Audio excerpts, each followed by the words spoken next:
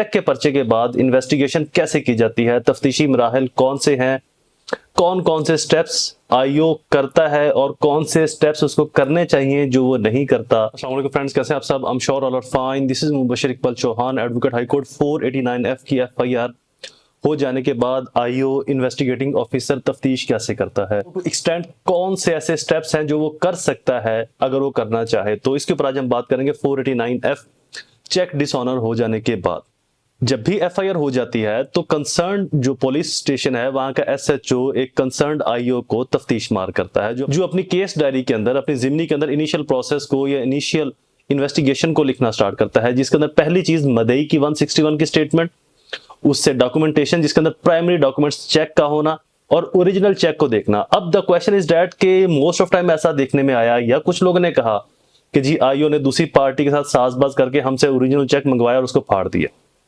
उसका क्या तरीकेकार होगा अगर कोई ऐसा इशू बनता है? तो वैसे जो तफ्तीशी है वो ओरिजिनल चेक को देखने का मजाज है, अहल है, कॉम्पिटेंट अथॉरिटी है, बट इन एक्सेप्शनल सर्कमस्टांसेस आपके पास कुछ और रेमेडीज भी हैं। वैसे इसके ऊपर मेरी एक डिटेल से वीडियो अपलोडेड है, आप क्रिमिनल लॉ की प्लेलिस्ट के अंदर जाकर उसको देख सकते हैं।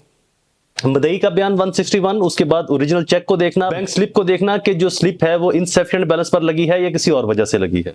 देन मदई से ये पूछना कि ये कर्ज था, कितनी रकम वाजिबुल अदा है, टोटल अमाउंट क्या थी, क्या जो टोटल अमाउंट है उसमें से पार्शली पेमेंट हो चुकी है या नहीं, या कैपिटल अमाउंट में से पार्शली पेमेंट हुई है, या इस कंसर्न चेक की अमाउंट में से भी कुछ पार्शली पेमेंट हुई है या नहीं हुई। कारोबारी लेन देन था, ऑब्लिगेशंस क्या थी, रिस्पॉन्सिबिलिटीज क्या थी, राइट्स क्या थे। इनकी जो भी एविडेंस होगी उसको आईओ कलेक्ट करके मिसल का, अपनी जिम्नी का हिस्सा बनाएगा। देन डॉक्यूमेंट्री एविडेंस के अंदर असल चेक को देखना और उसकी कॉपी को अपनी मिसल का हिस्सा बना देना, मेमो स्लिप देखना, उसकी कॉपी को हिस्सा बना देना, बैंक स्टेटमेंट अगर मौजूद है, अगर कर्ज दिया था, पैसा ट्रांसफर किया था, वो स्टेटमेंट अपनी मिसल का हिस्सा बनाना, वो मदई से लेना। कोई एग्रीमेंट मौजूद है मदई के पास तो ओरिजिनल देखना, उसकी कॉपी को मिसल का हिस्सा बनाना। इसके अलावा कोई रसीदात हैं तो उनको मिसल का हिस्सा बनाना। WhatsApp message, call, chat, detail history अगर है तो उसके स्क्रीनशॉट भी मिसल का हिस्सा बन सकते हैं। अगला स्टेप, अक्यूज को नोटिस जारी किया जाता है कि जी अब आप भी तफ्तीश का हिस्सा बने, तफ्तीश के अंदर शामिल हो। यहां पर आमतौर पर जो अक्यूज है वो प्री अरेस्ट बेल करवा के तफ्तीश का हिस्सा बनता है। मैंने अपने कैरियर के अंदर 80-90% देखा है कि तफ्तीश का हिस्सा अक्यूज नहीं बनता। सम ऑफ टाइम कुछ ऐसी एक्सेप्शनल रीजंस हैं या सम ऑफ टाइम उसको पता नहीं होता। अक्यूज को तफ्तीश का हिस्सा कैसे बनना चाहिए, ये चीजें भी इसके अंदर कवर हो जाएंगी।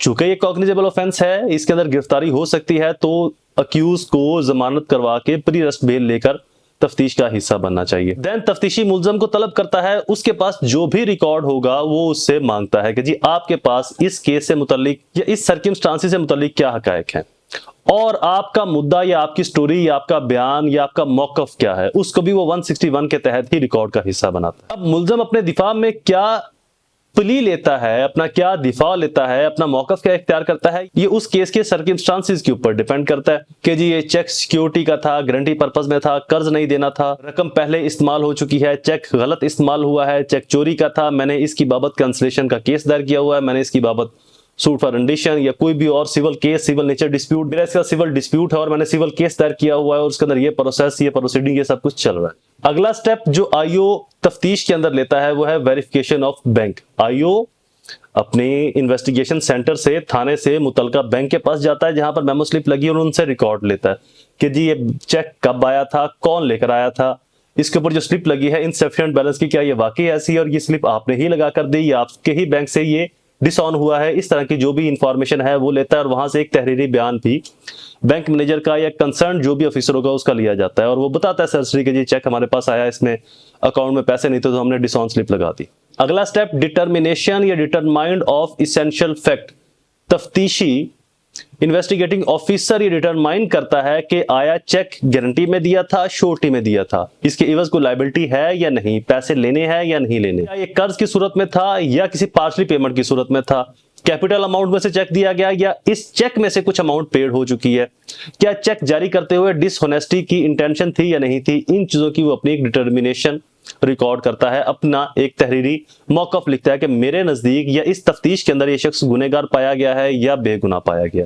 और बेगुनाह पाया गया है तो उसकी डिस्चार्ज रिपोर्ट तैयार होती है। अगर गुनहगार पाया गया तो ऑनरेबल कोर्ट से रिक्वेस्ट करते हैं कि इसकी जमानत खारिज की जाए, इसको जुडिशियल किया जाए। अपनी फाइनल ओपिनियन के अंदर जो आईओ है वो या तो चालान मुरतब करेगा, पुलिस रिपोर्ट 173 की या फिर 169 की डिस्चार्ज रिपोर्ट सबमिट करवाएगा कि जी मुझे इस मुल्ज़म के खिलाफ कोई सबूत या खातर ख्वाह दलील या खातर ख्वाह मौकफ नहीं मिला इसके अगेंस्ट, लिहाजा इसका ट्रायल स्टार्ट नहीं किया जा सकता, या फिर इसके खिलाफ मुझे इतने सबूत, इतनी स्ट्रॉन्ग एविडेंस मिल चुकी है तो इसका चालान करके मैं इसका चालान पेश कर रहा हूं और जनाब ऑनरेबल जो कोर्ट है वो उसका ट्रायल स्टार्ट कर सकती है। 173 की रिपोर्ट के बाद प्रॉपर मुल्ज़म का ट्रायल स्टार्ट हो जाता है।